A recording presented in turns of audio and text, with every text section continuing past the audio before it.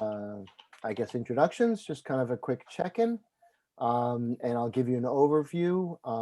This goes for about 2 hours. I know that Meg, you had to, or Maria, sorry, you had to leave early, and that's okay. So today, just to give you an overview, is I'm going to start to give you the the institutional support for empathy circles in schools. I live in California in the United States. Okay, I think it's fine. Okay. And I live in California in the United States, and I was a special education teacher dealing with kids from 2 to 23 years old in anywhere from, severely emotionally disturbed on the really extreme end of that spectrum, including suicidal adolescents. I worked in a psychiatric hospital. And so it is my belief that a lot of the healing that went on when we could do it was to listen and to have our students feel fully heard. Aaron's coming in. I hope he gets it back in again. Okay. Yeah. So today will be, I've downloaded from the California Department of Education, which again, this is for the state of California, but it's part of an interstate cooperation. And it is also, and then I'll also give you a little bit of information about how the educational goals incorporate listening skills, and we'll go over that. So first of all, I'm putting a doc in there, and that is a link to the document that I'll be showing you, so that you don't have to take notes. I got my master's degree while I was working, so I went to school for like 17 years after I graduated, which I know a lot of you kind of experienced the same thing. And I hate taking notes.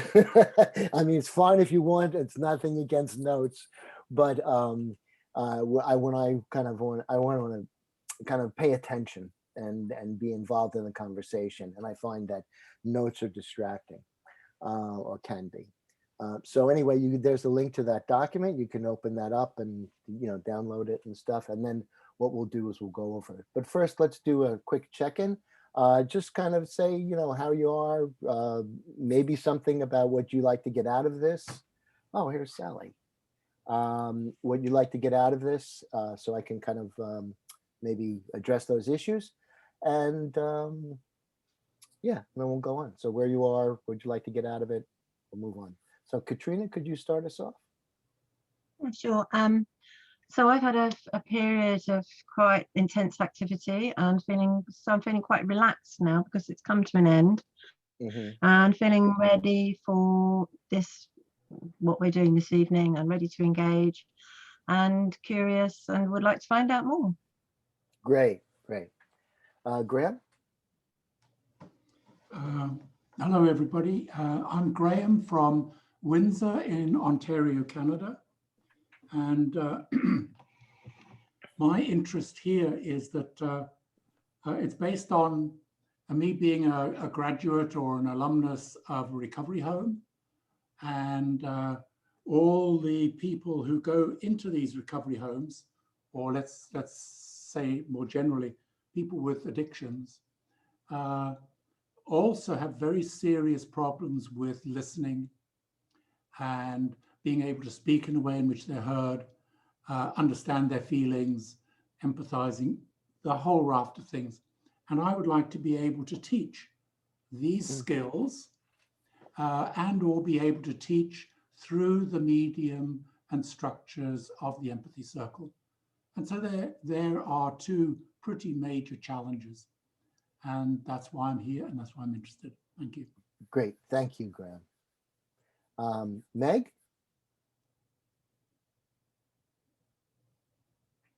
Can you hear us, Meg? You're muted. Oh, Meg. There you go. Okay. Can you hear me? Because I had to switch. Okay, good.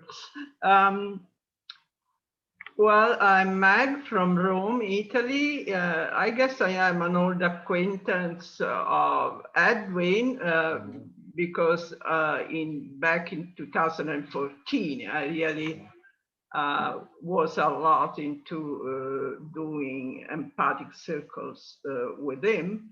But the reason I'm back tonight is that I have a very specific interest in education.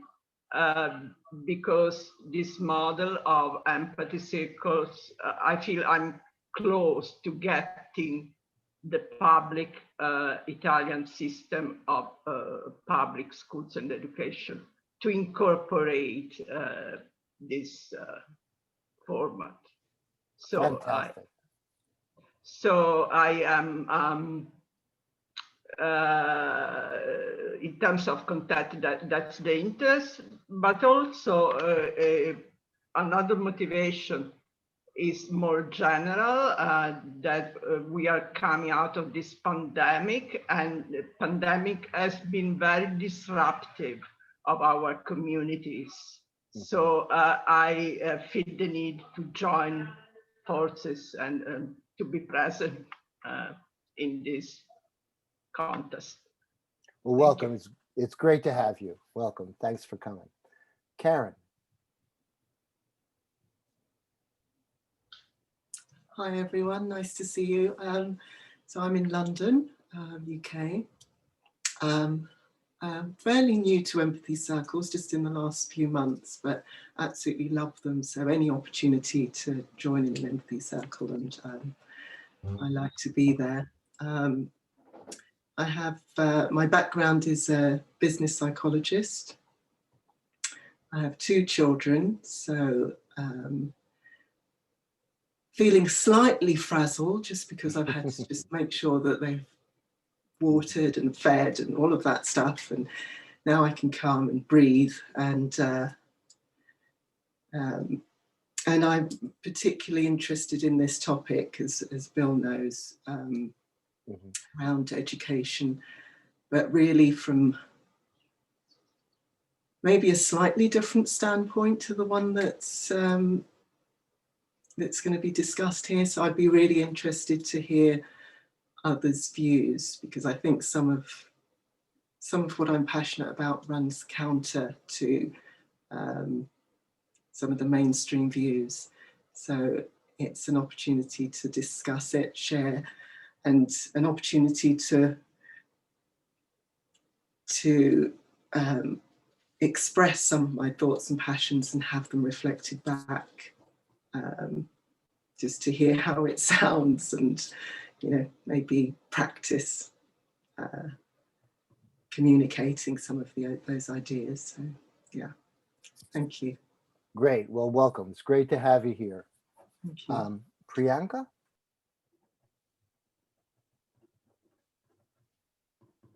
Hey everyone, really happy to be here. I got this invite from Edwin and I was really excited to see that we have a circle just for educators. I was employed previously in a higher education institution in teaching business, but currently I'm unemployed, and I'm using my time to learn a lot about all these kind of things so that I can become a better lecturer when I do get a job. Thanks for having me here, and I look forward to discussing more about how we can implement empathy. I know a lot of you are from schools, but I think maybe I can look at some general principles that can also be applied in higher education. Sure. Well, welcome. Great to have you here. And then certainly, yes. And I'll talk a little bit more. Aaron, great to see you again. Great to see you too, Bill. It's good to be back. I really enjoyed last week's session. I'm very new to empathy circles. Last time I was here last week, that was only my second empathy circle. So this is my third. I'm also new and working in education. I've been working in a school as a house parent in a boarding school. But next year I'm training to be a teacher, and also the school is training me to teach mindfulness in the school, which is a huge passion of mine. My background is in neuroscience, and so yeah, I'm fascinated in that connection between our neurophysiology and how it affects our experience, and maybe now more interested in how the practices we do day in, day out actually affect our brains, and therefore our well-being. And a particular interest again, which is more recent, is in young men, and noticing how they're really struggling and how empathy is lacking, and the skills to be able to communicate and listen is lacking, and the culture is quite toxic. Specifically, I'm sure, for, I think in general, to be honest, but yeah, particularly for young men. And I'm looking at ways in order to incorporate different practices and spaces in the school to help all of the children open up and to have a more supportive environment. So yeah, thank you. Well, thank you. Great to have you involved. And I see, Sally, are you there? I see a hummingbird at your hummingbird feeder. I think that's your static. Hi, Hey. sorry, I don't have an appropriate sitting space, but I'm doing what I can. That's Yeah, fine. we had a party last night, one guest, and moved the chair. So anyway, my husband was a teacher for 10 years, and quit out of disgust.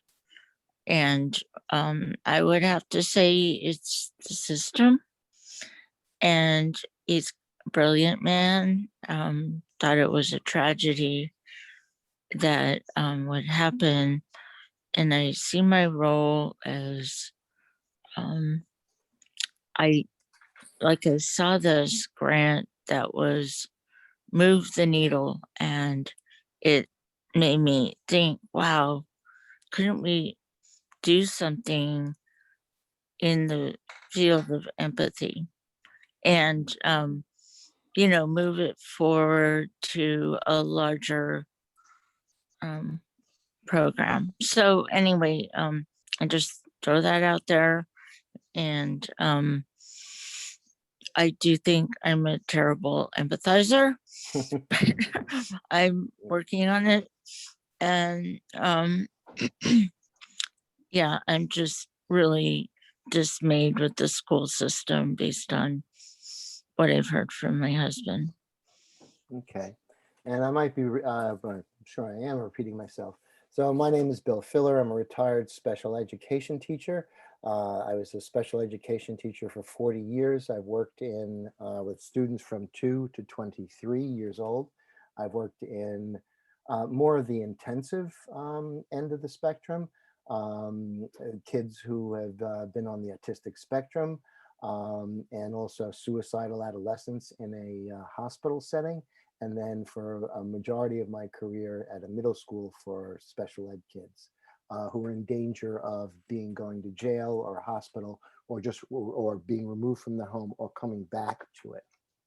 So an overview of what we're going to do today is I'm going to give you hopefully a short explanation and some of the institutional backing for social emotional education, and hopefully I'll be able to make the connection and empathy circles.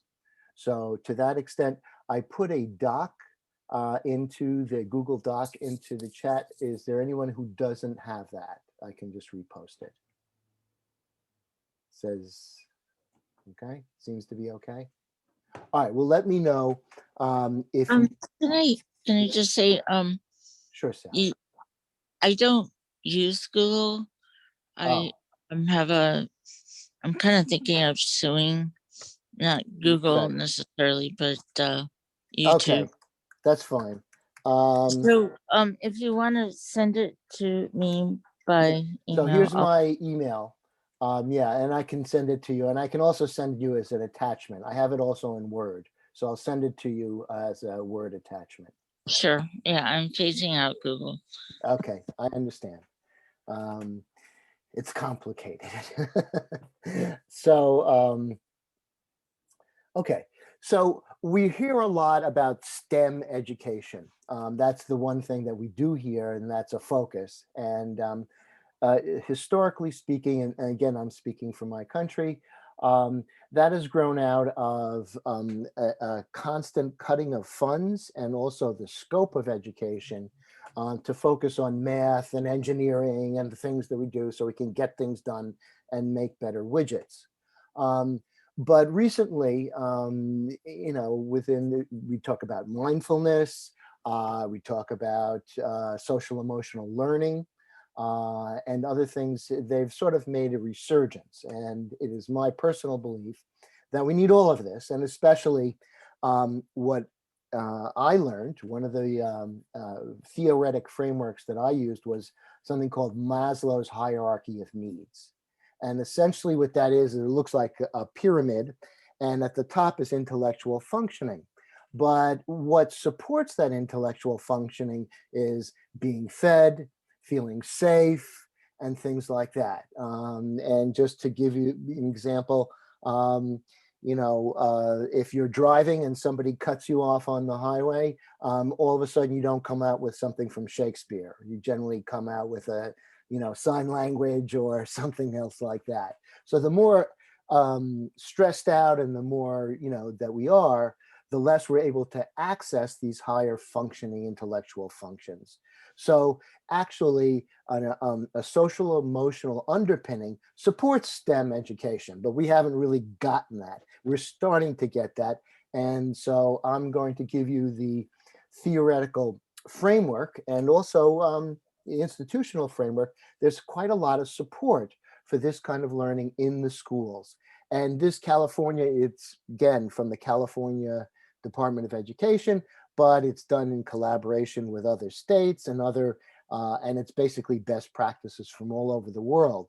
So when you see this, wherever you are, there's probably something similar in your country or your state that also will parallel these things. If there's not, let me know. I'm dedicated to seeing kids. I mean, I saw a lot of kids. It was always, they were, I don't want to use a football analogy, but it was a tough situation for all these kids.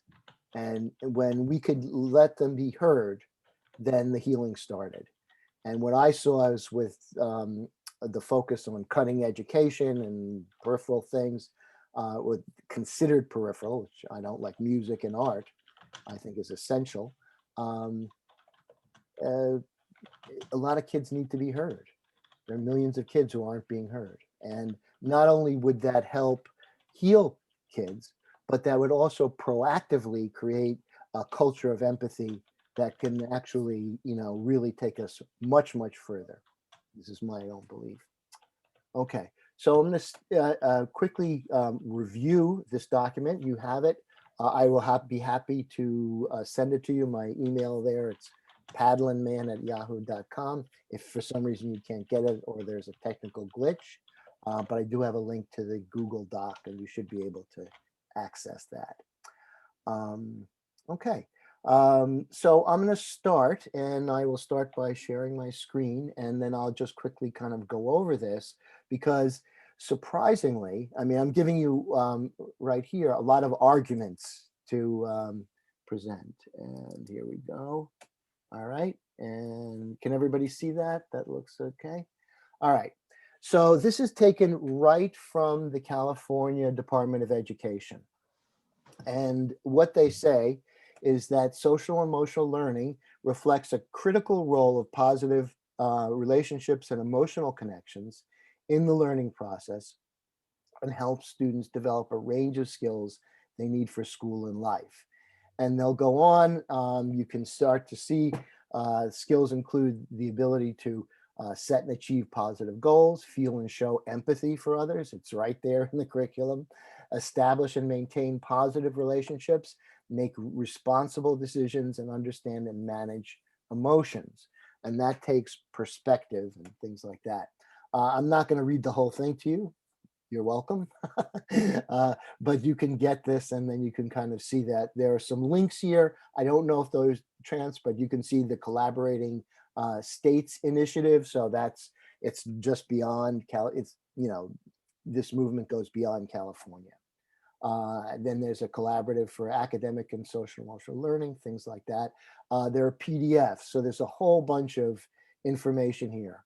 And so here it's fleshed out.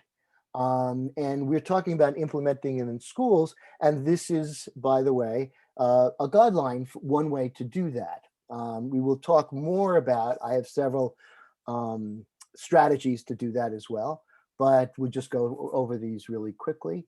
Adopt whole child development as the goal. Again, it's pretty broad.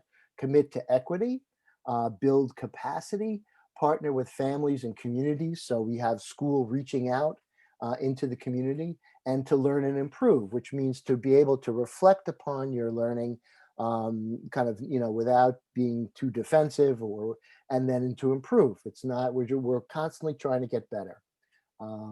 And so there's a foreword, I won't go too much more. And so they talk about adopt a whole child development. So systems change. And so I hope you can use this, you know, if you wanted to introduce it into your school or institution, you can just use this. And, you know, this is, they're talking like systems change. Well, this is what we need to do. And then hopefully we'll find a way that, you know, where how empathy circles fit into that. Okay.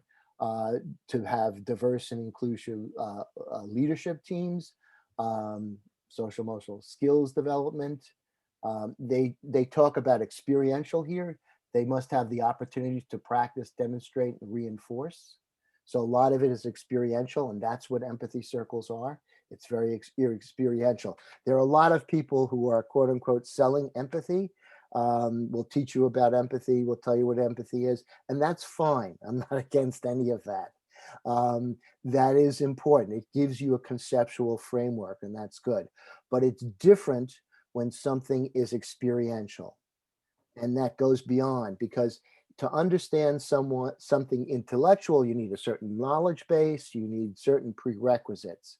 But you'll find in the empathy circle, it's an experience. It's very simple. And that actually supersedes or goes beyond just a cognitive understanding. And especially is effective with people who you know, are compromised in some way intellectually, either by they're stressed out, or intellectual capacity, or whatever that might be. So this is why I think empathy circles are, you know, an essential component, and something quite different than just like, oh, let's do an in-service about empathy and tell people what empathy is. They talk about climate and culture. That's something also. I've noticed when people take empathy circles, you know, they say, well, you know, it kind of affects the way I've been talking to my family or my kids or something like that. And that's exactly because you've had the experience. And again, little kids can have the experience. They don't have to understand the intellectual basis for empathy, but they can feel it. And that's very important. Commit to equity. We certainly want to do that. Make sure that, because one of the major values that we do have of the empathy circle is common humanity, and so all humans. So that's again some things here. I'm going pretty quickly. Build the capacity, and focus on relationship-centered learning, and so that's one of the things that I just want to reinforce. In that your attention to something is reinforcing, especially with students, but even with friends and things like that. So you, oh, that's good. You, oh, so-and-so like that, they're more likely to think more about it, repeat it, do whatever.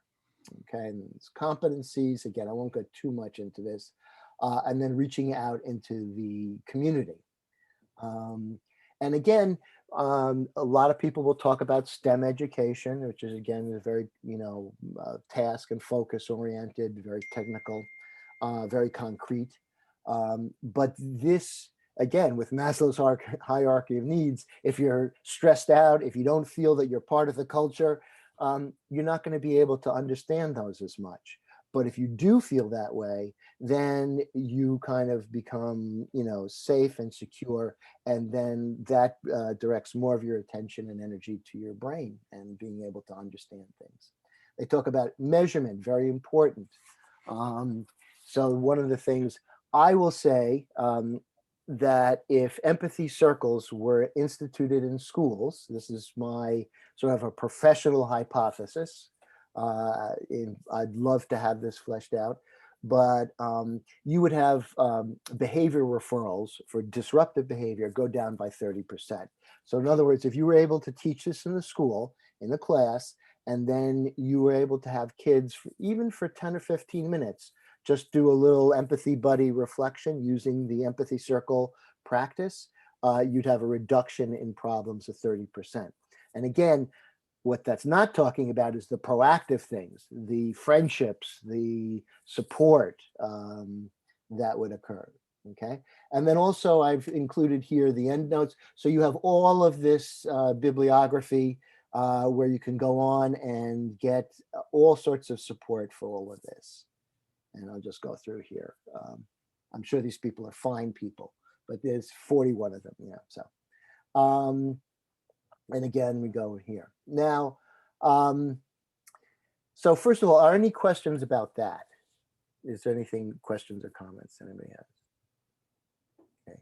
So I don't necessarily see everybody. While this is up, I have a thing on my side. So if I'm missing someone, speak up by all means. Okay. So not only that, but there are one of the ways, one of the major impediments is the time allotted for empathy circles. If you go to a teacher and you say, oh, I'd like to have a 2-hour empathy circle, they say, oh, well, I've got this mandate, I've got to do this, I've got to cover that, can't do it. If I talk to, again, a kindergarten teacher and said, yeah, let's do a 2-hour empathy circle with kindergartners, no, they won't sit still. They don't have the attention span. So one of the things in the school setting or anywhere else, if you're going to teach it, is you can teach these listening skills within these other issues. And so I've taken these right from the California Department of Education. These are goals. And just to explain a little bit, now, these are a bit dated. I think these came out in 2015. They still should be relevant, but up at the top here, they've changed it into a rubric form. And so what that does is that they have a goal, and then they talk about emerging mastery, and and then super mastery, or whatever they decide to call it. And so you can access that right here. This is current, that's state of the art. This is a little bit older. So what we have here is a thread. So you have, in kindergarten, we have literary response and analysis. And as you'll see, I took a goal from kindergarten, middle school, and then also high school. And so what happens is you have this thread, and then you have increasing complexity as they get older. So just listen to this and listen for the skills that we teach in the empathy circle that you have to learn. So literary response analysis, students listen to and respond to stories based on well-known characters, themes, and plots. So you can just take a Dr. Seuss book and use the characters. Now, using that also takes the focus off of the individual student. A lot of people, if you've done empathy circles, the awkward pause is when you say, okay, who would like to speak? And everybody's quiet. And that's just, what happens. When you are talking about a character, how does this character feel? And this has been used in therapy and it's been made fun of. But for instance, kids who have been traumatized won't be able to talk about themselves, but they'll have a doll. And they'll talk about what happened to the doll, because that is a little bit more removed and less threatening to them. So when you teach these skills, especially, about talking about yourself or talking about issues that affect us all, such as in novels and books, then it takes the focus off the student, and that helps to relieve some of the stress. And then the other thing that you're doing is you're actually saying, well, yeah, I'm teaching literary response and analysis, and you're actually teaching the empathy skills and the listening skills through this. So this can be incorporated into a regular curriculum that you've already allotted time to, and you're just highlighting these skills, okay? So we have literary response and analysis, listening and speaking strategies. They listen and respond to oral communication. They speak in clear and coherent sentences. So just think about the 5-minute timeline that we have.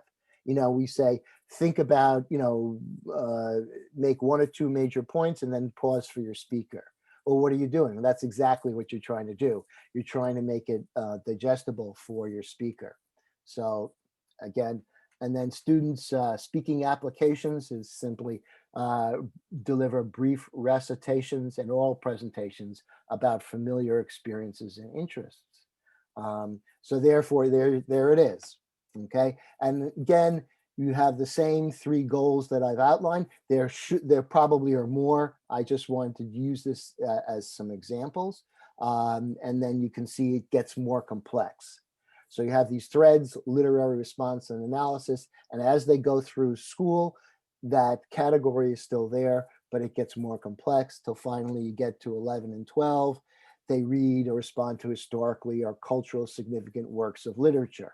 So, you know, once you're talking about Dr. Seuss, maybe Horton Hears a Who, and how does he feel, and about that. But now you're asking the students to have sort of more of a background, historical, culturally significant works of literature, and be able to do the same thing with those.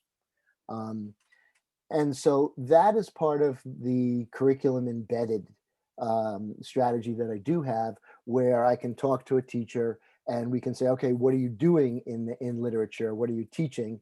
And then we can start to reflect. This is very close to NVC, where you're talking about the needs underlying, the feelings underlying the words. In the empathy circle, we talk about the words, feelings, and values. Very similar. So we're getting to more core issues. All right.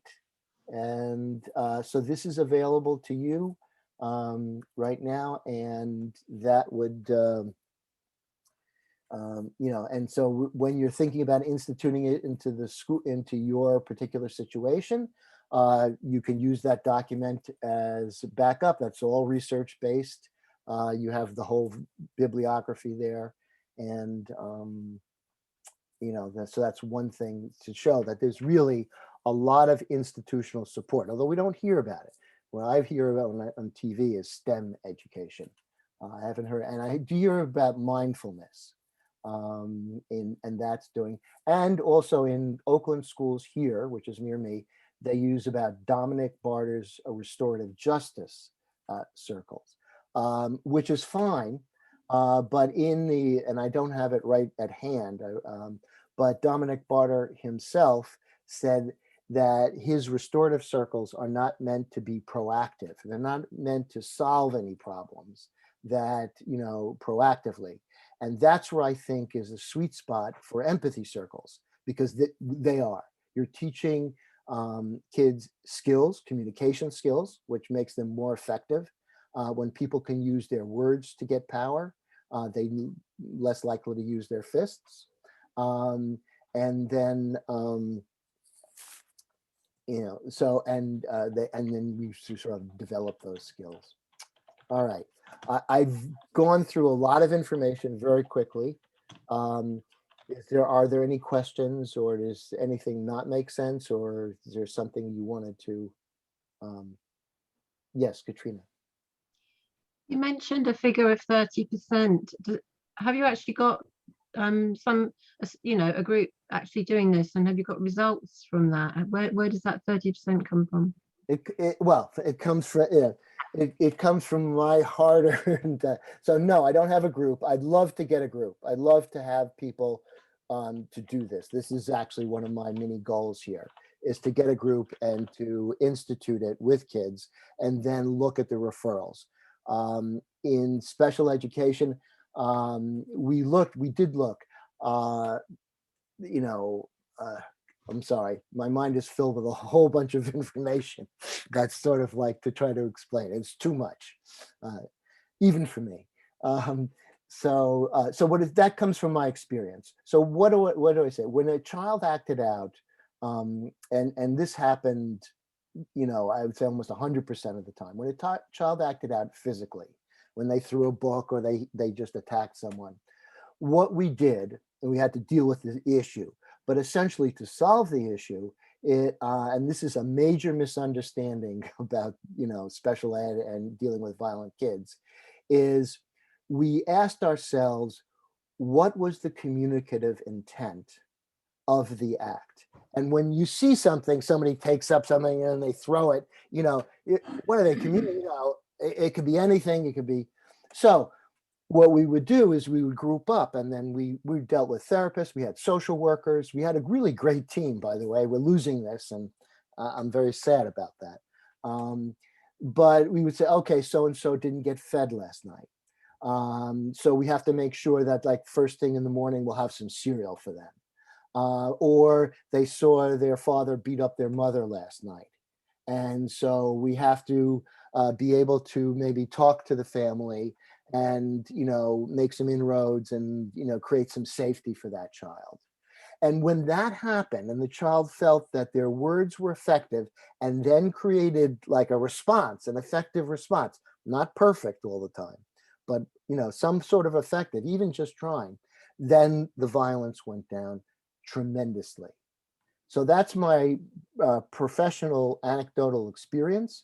And I feel that if we start a day like that, then we would start to build the communication skills of the students and also give them the experience of feeling heard. And so then reduce that stress. So that's a ballpark figure based upon my 40 years of experience. Graham? You talked about 30% reduction in violence, right, in these kind of special ed environments, and I think that potentially is modest.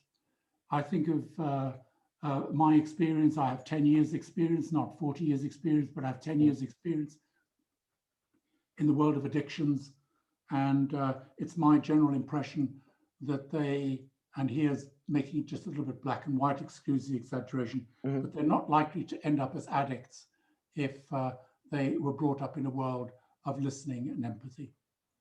That's true. There's a whole bunch of, like, for instance, one of the statistics I will cite, 85% of the, I believe, the people in California prisons have a reading disability.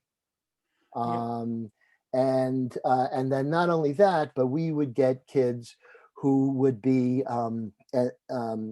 way behind, for instance, in their reading disability. And when that came in, is that when they were babies, again, I generalize here, but when they were babies and then they cried, if the parents were on drugs or otherwise not available, they quickly learned that there was no response for that. So there was no payoff to the communicative act. And so we find that neglected kids, by the way, this goes back in Britain. They have something called reactive attachment disorder. And this was occurring during World War II, when they took kids away from the bombings and they raised them in these group situations. Also, the baby farms in Paris in the 1890s, they would, it was unfashionable to, I guess, breastfeed your kid, so they would ship them off to these baby farms or wherever, and they got a lot less contact. And so therefore, in the British example with reactive attachment disorder, you had kids who were desperately in need of being heard. And the symptoms presented very much like attention deficit disorder. And in one sense, the brain is not firing, and is the cerebral cortex in ADHD is not firing quickly enough. So they give them ironically Ritalin, which is a stimulant, and that actually stimulates the cerebral cortex so they can process more quickly rather than just go through the lizard brain, fight, flight, and that. And in reactive attachment, you saw some of the same things, but that was because of a need to be heard and a very strong feeling that they wouldn't be heard. So it was very interesting. So again, it comes down to being heard. Look at people protesting on TV in left, right, center, throughout history. They want to be heard. They want to be seen. They want to be recognized. Yeah. So, and I agree. I think 30% is modest. And I think it doesn't also take into account, like for instance, in gun violence in my country, which is terrible. They say, well, we need more therapists. Well, the people who say that are the Republicans. Are they going to fund more therapists? No, they're not. But they say they need more. Well, this would be a way to very cheaply to be a sort of and I hesitate to use a military term, but a force multiplier.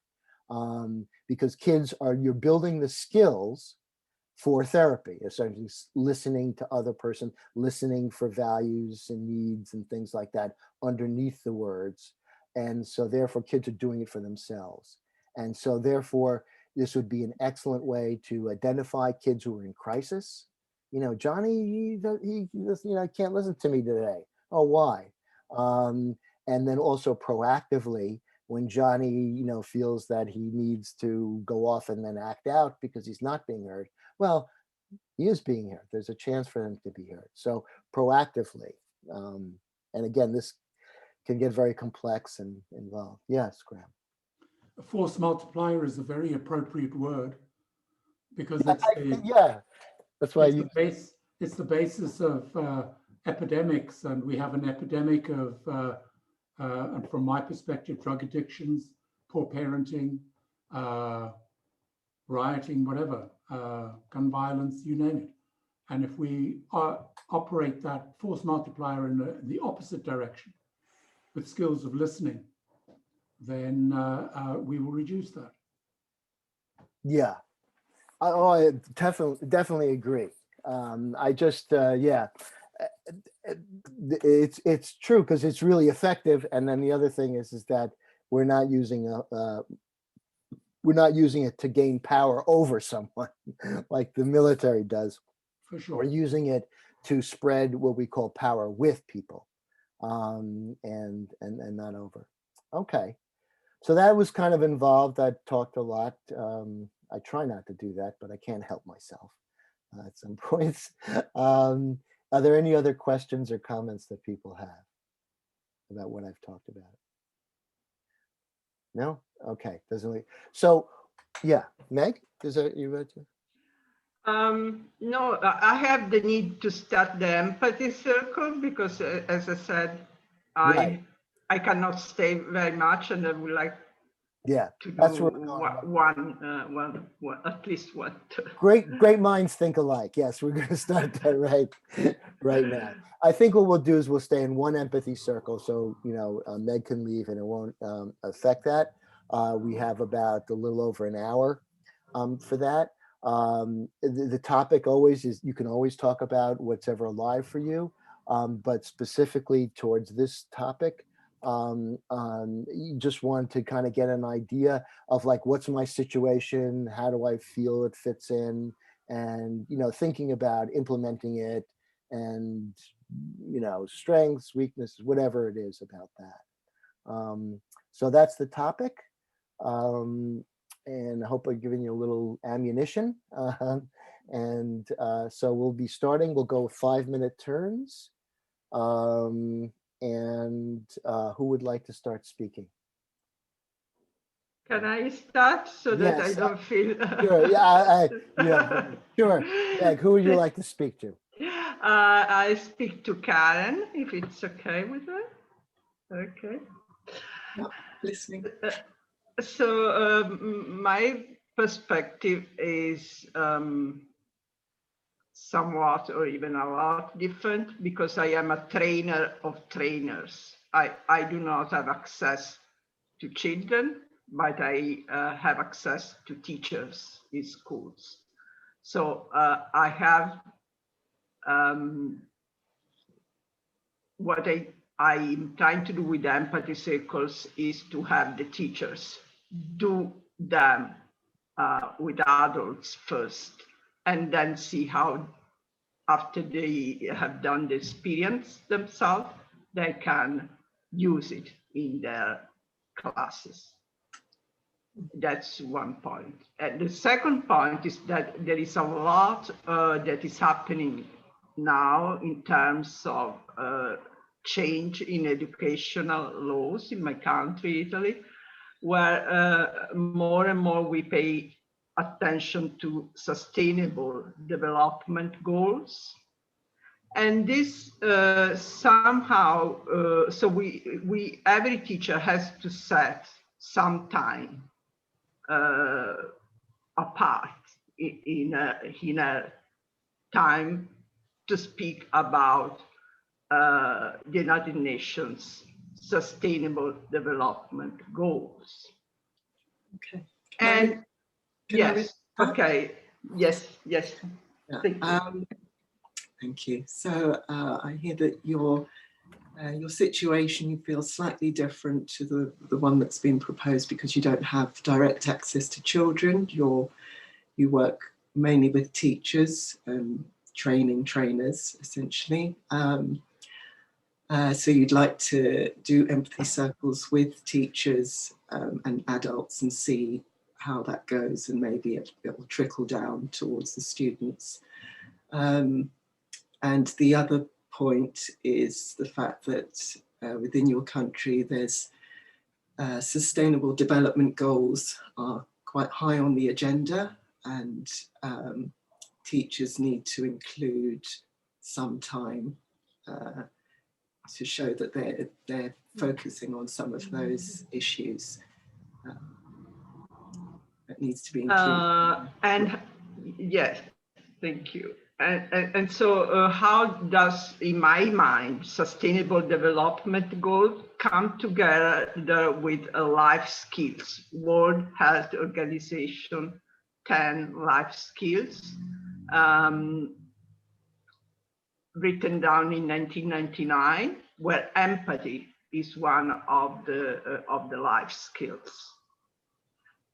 And at this stage, after the pandemic, it's very clear that in order to keep communities together, you need empathy skills. And keeping communities together is going also to address the problem of decaying control of citizens on their environments. Okay, so I think what I grasped from the first part is that you were curious about how the development goals and empathy circles or empathy would dovetail, would connect. And I think you said something about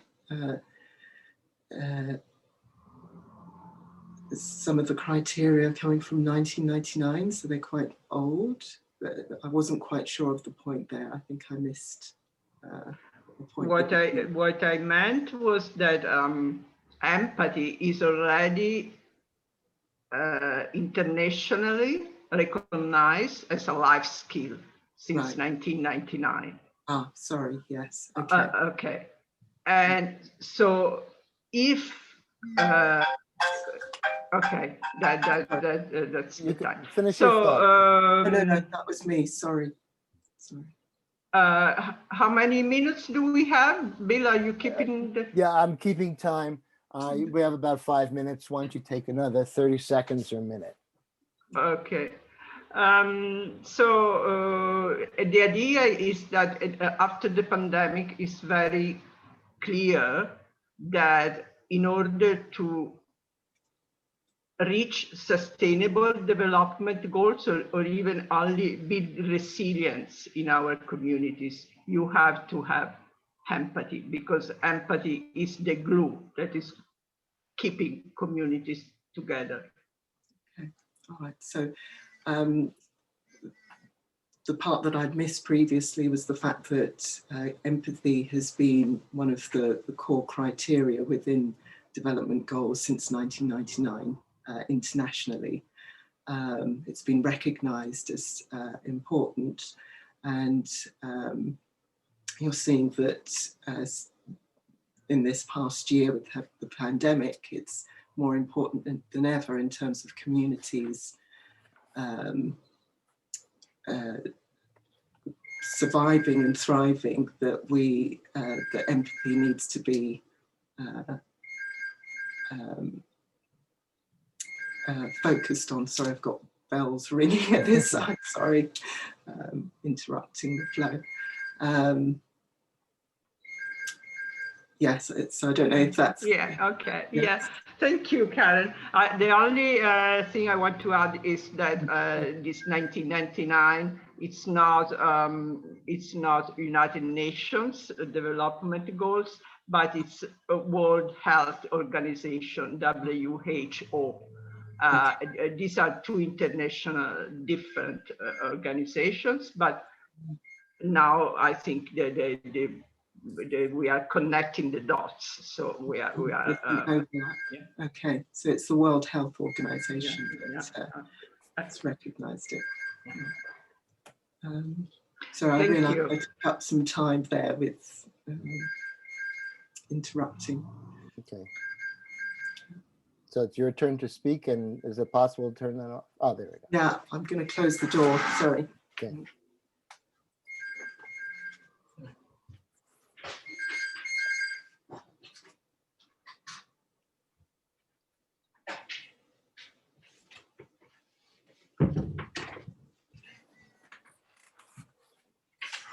Sorry about that. Okay. No problem. Okay. So, oh gosh, can you hear it from that end, or is that okay? Yeah. Sorry, I don't know if someone else wants to take a turn whilst I get that. I know that's breaking up the flow of the... That's okay. Would that be, will you be able to deal with it? Yes, yeah. Okay. All right. Yeah, I'll just deal with it, sorry. Okay, who else would like to speak right now? See, I told you this is the awkward part. If you're a teacher, you know this well. All right. Let's see, I put it, Katrina, thanks. I'll go. Thanks. Throw myself in the deep end. Okay. So who would I like to listen to me? Actually, I'd quite like to speak to Aaron, because I think this might be something that kind of up his street. So so where we are in the UK at the moment is very interesting. You know, post-pandemic, and there's a sense of a lot of things changing. And today I heard some news that was quite shocking, was that more people have died from alcoholism since the beginning of the epidemic than they have since 2001. So I'll pause there. So you mentioned that we're in quite an interesting place right now in the country, and particularly going in and coming out of the pandemic. One of the things which you have recently heard is that more people have died from alcoholism since the pandemic. More people have died from alcoholism during the pandemic than since 2001. Yeah, and another thing that is very dominant in my mind at the moment, which may seem totally unrelated, but I'm pretty sure it's not, is that here in Bristol, there was a young student who went missing about 10 days ago, and today they found his body. I'll pause there.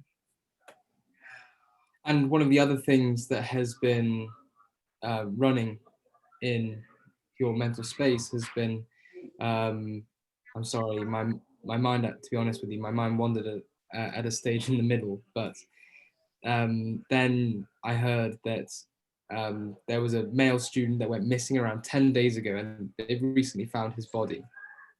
Yes. So I know we're talking about school and educating children, but one of the issues that I'm quite interested in is what happens after school when children go to university and they go away from their family and they go into a strange town and they lose all their support systems. So you acknowledge that we're here speaking about children and schools. However, you have a particular interest in what happens after schools when children leave the nest and all these different influences start to affect them. Yeah, and in particular, they're separated from their family and their support group. They go into a strange town, a new town, and I don't think they have, many of them don't have the relevant skills to actually find their feet. So the point you wanted to pay particular attention to is the fact that when young people are leaving their home to go after schools, they're being separated from their support network, their parents. And you mentioned that you don't think that a lot of the young people have the necessary skills in order to be able to cope with this separation. Yes, and then I suppose for me it's a kind of personal thing, because I got a 18-year-old grandson who will be making that step himself at the end of this year. And so this is particularly close to your heart, this topic, because you have an 18-year-old grandson who will be making this step that we're mentioning very soon. Yeah. So I'm sort of thinking that if young people, in school were given tools and skills that would enable them to communicate deep and troublesome issues to people around them, then it would be better for them, throughout their education, not just at school, but also on a further education. So you feel that if young people are given these school skills and tools to be able to discuss and to be able to communicate around these difficult topics which they may experience in life, it won't just benefit them during their school education period, but it will translate into their higher education and perhaps workplace. Thank you. I feel that, yeah, Erin, I feel very heard. Thank you. Thank you.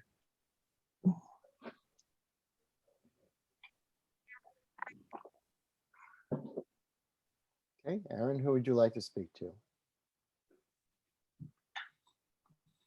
I'd like to speak to Graham, please. It'll be my pleasure, Erin.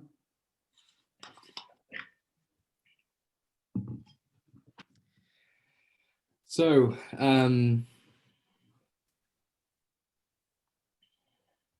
I completely agree with what Katrina was saying about the fact that these skills will benefit, I think, for the rest of their lives, not just in higher education, but in the workplace and within the young people's one day families. I'll pause there. You are agreeing, Erin, with Katrina that these benefits, people who receive this kind of training will benefit through their middle years and their time in university. But you're actually extending that and say that it will benefit them through the whole of their lives. Yes. I'm noticing when working with young people is that I described it as a net recently, that if people who have experienced any trauma or who are experiencing low self-esteem, for example, I picture there should be some sort of structure like a fine net, meaning that children won't be able to slip through education without this being caught in these adolescent years. And Aaron, you're thinking of a concept of a net, and the idea for you, and you show a net structure with your hands, that no child who's going through the education system should be allowed to slip through this net if they do not have appropriate listening and empathy skills. Yes, and I think empathy circles actually is a place where these sorts of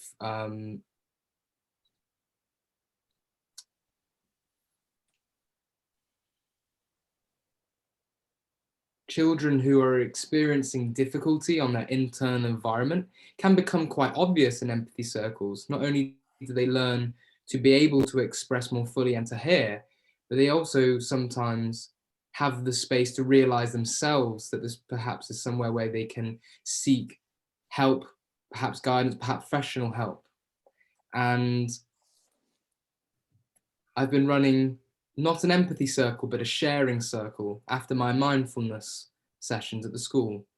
And I have come across 2 cases of self-harm and an eating disorder, which was completely unknown to the school. And I've been running this for 4 weeks. And you're talking about empathy circles having a sort of format and structure which enables issues where people have inner difficulties. Their issues with their inner difficulties can actually be exposed. I used the wrong word, but others can become aware of it. And not only that, the participant themselves can find a way of actually discovering how to address their own issues.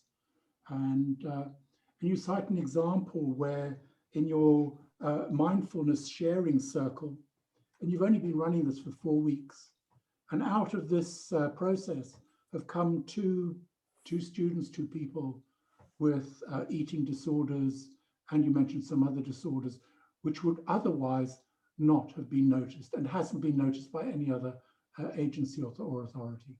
Yes. And going back to the net analogy, I feel like if teachers are the sort of thicker rungs to this net, I actually believe that peer listeners and their peer group is actually how we make this net very, very fine. And by creating a peer listening cohort within the school, and then within that, every pupil actually is exposed at least to the most simple skills of empathic listening and sharing themselves, actually we can make this net much, much, much finer. Because I've, again, recently supported a young person and they needed support because they were supporting so many friends, and they said that they were the therapist of the friendship group. They had taken that role. So there needs to be like this hierarchy of support, but most young people like to go first to their peers, I find. So you went back to your net analogy, and you've used the idea that teachers should be the broad, the large-scale net, but then underneath that, or within that, the peer group needs to act as a fine-meshed net, such that at least somebody is going to catch wind of some of the issues that are arising in participants in this group. And in this group, you used the word of a cohort of colleagues, fellow students, or group members who are caring for each other. And you then went on also to talk about one young person who described himself as being a therapist for the group. And this has seemingly a lot of potential. And it's almost like you need a hierarchy within groups, within social peer groups and networks for people to be able to look after each other. Yes. And the pathways for moving issues up the hierarchy not only needs to be very clear, but the culture needs to have less stigma. And also, I think the style of traditional, I'm not sure about other countries or other countries, other cultures, or even other schools, but quite a traditional,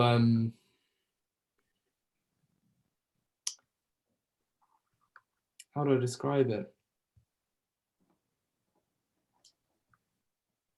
Quite, I don't know. This isn't something I don't have as much clarity on, but there's something between the, maybe less distance between the teachers and students where, or there's a middleman somewhere where this hierarchy, there's somewhere where an adult can catch wind of these issues through this sort of layered structure, starting with the peers at the foundation, where the culture is not only destigmatized, but also friendly, that it's not this scary process, which I think would be difficult to create. And you've talked about the hierarchy, and the hierarchy in a way is a kind of feedback loop. So that's the concept that I get, where people are communicating between the levels, and you use your hands to illustrate that there's a lot of distance, and we need to reduce that distance, and we need to reduce the stigma, and we need to sort of educate people on the criteria by which there's feedback, or maybe what they are looking, each person should be looking for. And you keep raising the idea that you don't know how transferable this is between cultures. And you also suggest that you're early in your thinking and you're not really sure how culture might interact with this concept of the net. Yes. Thank you very much for listening, Graham. I feel fully heard. Thank you, Aaron. Priyanka, would you be so kind and be my listener? Sure, go ahead. Priyanka, this idea of a net, to me, is very meaningful. And I'll stop there. This idea of a net is very meaningful. Yes, and Priyanka, we can't really hear you. I hope you don't mind.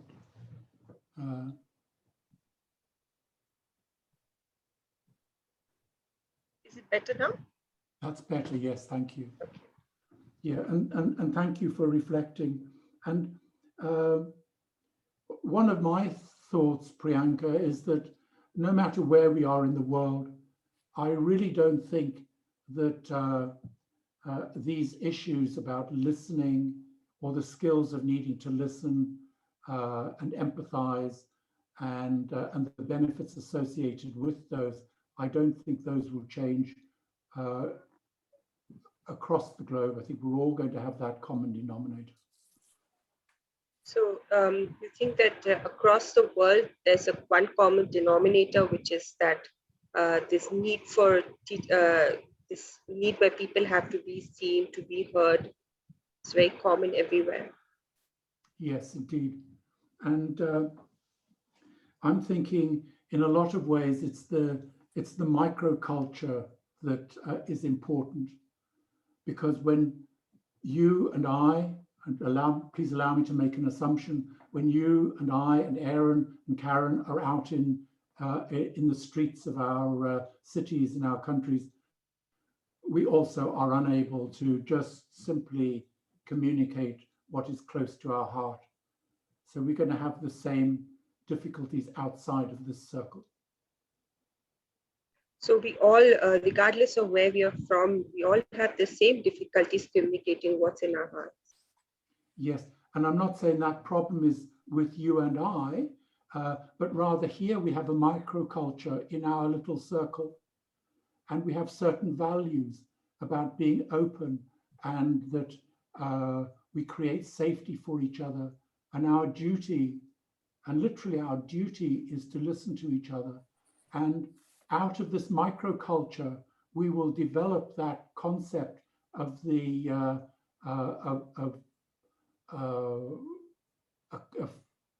a friendly culture associated with this kind of activity.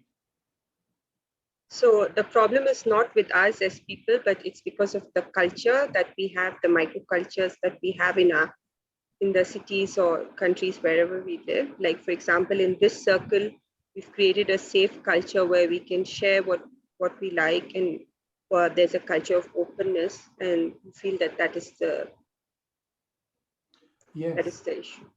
And for me, and I'd just like to add that I'm speaking really quite off the cuff, and I hope I'm speaking creatively. But Aaron raised the idea of making others in a cohort aware of some of the things that they should be looking for. And I feel that could be introduced to cohorts and empathy circles associated with cohorts, and they will all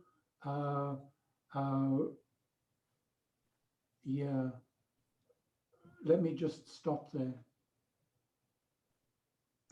So you like this idea of Aaron's, which was to let the people who are participating in the empathy circle or cohorts, to give them the information on what to look out for. And you're just speaking off the cuff, but you think that would be a good idea. And it's not only the idea of looking for what is in other people, but looking for what is in themselves. And once they begin to understand really what the connection is between their kind of belonging and inhibitions and emotional problems, then they will be able to see them in everybody else. So it's not just for the other students in the cohort, but also for themselves. When they're able to see that these are the emotional problems or other problems that they have in themselves, it would help them immensely as well. And I think that if teachers or responsible adults or informed adults are part of these cohorts, in other words, they may be facilitating empathy circles or whatever, then they will automatically be included in these feedback processes. And if whoever is like teachers or support personnel who are like the adults are included in these circles, then they will automatically also be included in knowing what's going on with the students. And with that, Priyanka, I thank you very much indeed. I feel fully heard. Thank you, Priyanka. Bill, would you be willing to listen to him? Sure.